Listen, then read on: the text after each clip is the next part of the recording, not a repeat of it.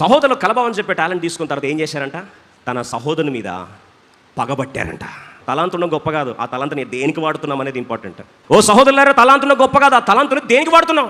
సహోదరుని మీద పగబట్టడానికి, అసూయపడడానికి, అమ్మేసుకోవడానికి, వెన్నుపోటుపరచడానికి, గుంతలో పారేయడానికి కాదా వాళ్ళు వాడింది? వాడు వస్తూ ఉంటే కలలుగానే వాడు వస్తున్నాడు రా, వీడేవాడు పెద్ద కలలుగా అంటున్నాడు రా, ఎగతాళి చేయడానికి. Let me ask this, how are using your gift? How are using your talent?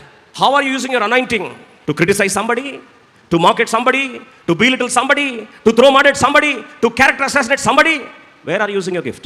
ఒకని చంపడానికా, ఒకని బాధ పెట్టడానికా, గాయపరచడానికా?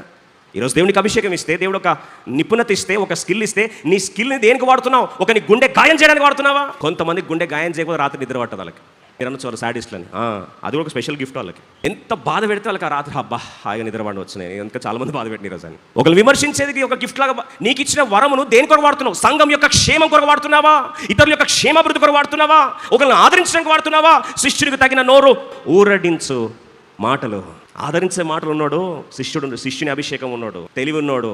ఇతరులను ఓదారుస్తున్నావా, ధైర్యపరుస్తున్నావా? దేనికి వాడుతున్నావు నీ యొక్క తలాంతుని? నాన్న దేనికి వాడాడు? ఏంట్రా నీ పని చెప్తారా, నీకు ఎట్లా కనిపిస్తున్నాం రా, ఇలాంటి మాటలు మాట్లాడడానిక నీ తలాంతుని వాడుకుంది?